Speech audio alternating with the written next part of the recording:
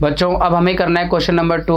Exercise है 10.4, class 9th है, circle chapter है और हम लोग कर रहे हैं NCERT text book. Mark academy पर आपका बहुत बहुत स्वागत है बच्चों।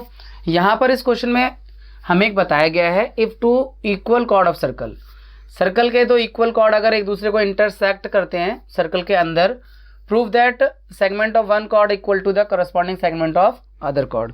यानी एक सेगमेंट दूसरे सेगमेंट के इक्वल होगा, उसका करस्पॉन्डिंग छोटा वाला छोटे के इक्वल होगा, बड़ा वाला बड़े के इक्वल होगा। कोई बात नहीं, मैं आपको यहाँ समझाता हूँ फिगर को। देखो एक सर्कल है। अब यहाँ पर जैसे ये कॉर्ड ए बी है, ये कॉर्ड सी डी है, ए बी और सी डी ये दोनों कॉर्ड इक्वल है ऐसा हम मान लेते हैं, ठीक है। और इसका ये जो सेगमेंट है ये वाला, ये दोनों एक दूसरे को पी पॉइंट पे काटते हैं, तो ये हमें दिखाना है कि ए पी यानी बड़ा वाला डी पी के इक्वल है और ये सी पी बी पी के इक्वल है, यानी छोटे वाले छोटे के इक्वल है, बड़े वाले बड़े के इक्वल है। खास बात यह है कि दोनों कॉर्ड इक्वल है।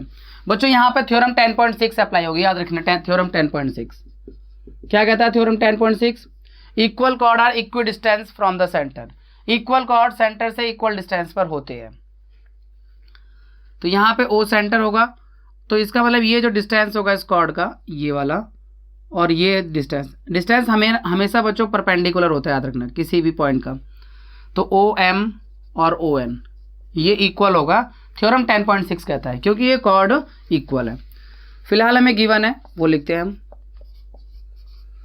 गिवन हमारे पास में ए बी और सी डी है, A B equal to C D given है। और प्रूफ करना है हमें कि जैसे ये सी पी इक्वल है बी पी के, है ना, पहला वाला पार्ट इसके इक्वल है, और ए पी इक्वल है डी पी के, ए पी इक्वल है डी पी के। मतलब दोनों कॉर्ड जब एक दूसरे को सर्कल के अंदर इंटरसेक्ट कर रहे हैं तो उनकी करस्पॉन्डिंग सेगमेंट, करस्पॉन्डिंग का मतलब कि उनके जो करस्पॉन्डिंग वाला होता है वो संगत हिंदी में कहते हैं, मतलब उससे रिलेटेड है। बड़े वाले का छोटे वाले से तो रिलेशन हो नहीं सकता, तो बड़ा वाला बड़े वाले के इक्वल है, छोटा वाला छोटे वाले के इक्वल है, ऐसा हमें प्रूव करना है। खास बात यह है कॉर्ड इक्वल गिवन है, थ्योरम 10.6 अप्लाई होगी, बता दिया मैंने। इक्वल कॉर्ड सेंटर से इक्वल डिस्टेंस पर होते हैं। ए बी और सी डी इक्वल है तो इनका ये डिस्टेंस ओ एम और ओ एन भी इक्वल होगा बच्चों, थ्योरम 10.6 कहता है। तो हमें गिवन है टी पी है।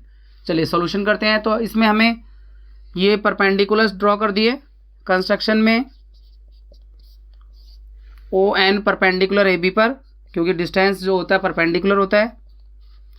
O N perpendicular A B और O M perpendicular C D और जॉइन ओ टू पी,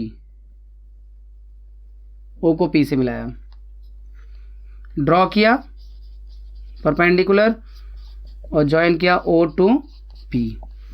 चलिए गिवन टीपी कंस्ट्रक्शन अब करते हैं सॉल्यूशन।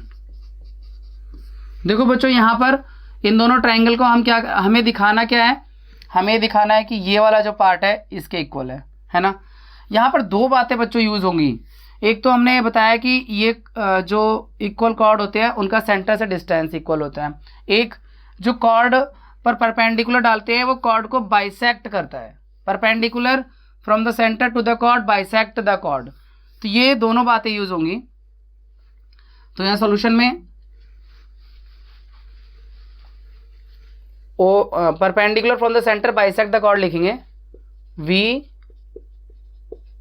नो दैट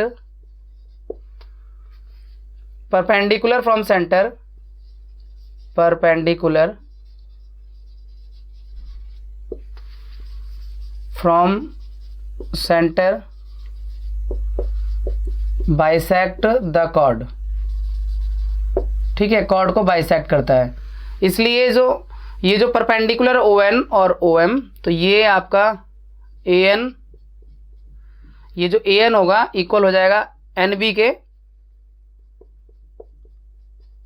और हाफ ऑफ होगा ए बी के, ठीक है। और इधर से ये एम डी या डी एम इक्वल होगा सी एम के, ये हाफ ऑफ होगा सी डी के, ठीक है, क्योंकि कॉर्ड इक्वल है। तो इसलिए क्या होगा बच्चों, ये जो कॉर्ड्स इक्वल है, AN AB का हाफ है, DM CD का हाफ है, AM और AB और CD इक्वल है, तो ये AN इक्वल होगा DM के, AN इक्वल होगा DM के। यहाँ लिख देता हूँ बिकॉज AB इक्वल है CD का, दोनों ही इक्वल के हाफ हैं तो आपस में इक्वल होंगे। ठीक है, ये equation 1। AN is equal to DM, AN is equal to DM हमने बच्चों दिखा दिया, इक्वेशन 1 बना दिया। अब देखो हम कॉन्ग्रुएंसी का यूज भी करेंगे। ट्राइंगल ONP और OMP में, in triangle ONP and triangle OMP दोनों ट्राइंगल में बच्चों डिस्टेंस तो इक्वल होगा ही। ये जो ON है इक्वल होगा किसके, OM के। Equal cord are equal distance from the centre, ये थ्योरम 10.6 है। इक्वल कॉर्ड्स आर इक्विडिस्टेंट, मतलब जो इक्वल कॉर्ड होते हैं सेंटर से उनका डिस्टेंस इक्वल होता है। Equal chords are equidistance from centre.